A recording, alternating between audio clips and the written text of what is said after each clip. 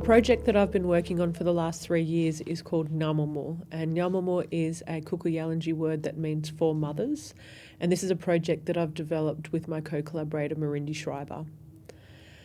Ngamumu is an arts and cultural project that's based here in Cairns, and we explore arts and cultural practice that support mothers and babies during the first 1,000 days. So that's from conception to the age of 2.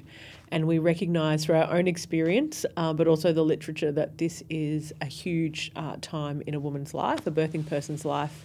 So physically, mentally, and also spiritually. And Mirindi and I recognise through our own experiences that although there's a lot of service providers that touch our lives during that 1,000 days, that ourselves and so many birthing people leave that experience with trauma, feeling lonely, isolated. Postpartum depression's on the rise in Australia at the moment. And so we wanted to think about how arts and cultural practice could fill in some of those gaps and support mothers during that time.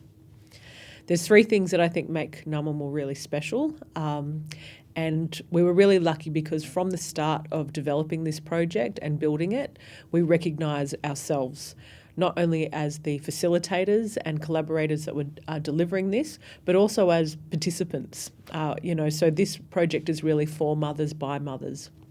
And that meant from straight away, we had to recognise our strengths and be really strength-based, but also recognise the challenges for us. So things like doing our project during school hours so that you could then do the pickups and the drop-offs, not going too long, recognising nap times for small babies. So when we would host these, we initially thought that this project we would tour and, go through the Cape and be artists in residence, and then we recognised that between the 7 children between us, we weren't actually going anywhere. So even thinking about who we're supporting and how we can be really, really locally focused, even though we have some global perspectives that come into this. My ancestors hail from the Licenia Nation in Southern California on my dad's side, and my mother's Samoan and Tongan. So although I was born and raised in Australia, I consider myself a global Indigenous person, and Mirindi is Kuku-Yalanji, so she is just north of here, the neighbouring mob from here. And so that opportunity has allowed us to act really locally and think about First Nations first, think about the lands that we're raising our children on and the lands that we are delivering our arts and cultural practice, but also with that global context, because recognising this time in a birthing person's life is universal and we all go through it.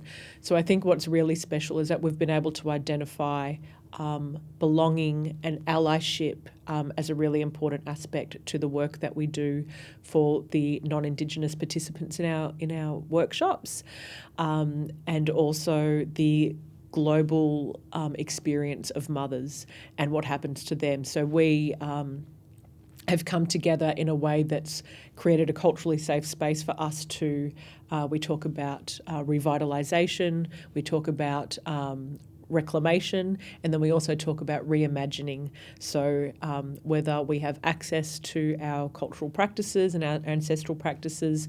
For me, my ancestors are across the Pacific Ocean, and so I've had to think about how I can reimagine some of my arts and cultural practice while living here on the Yidinji lands.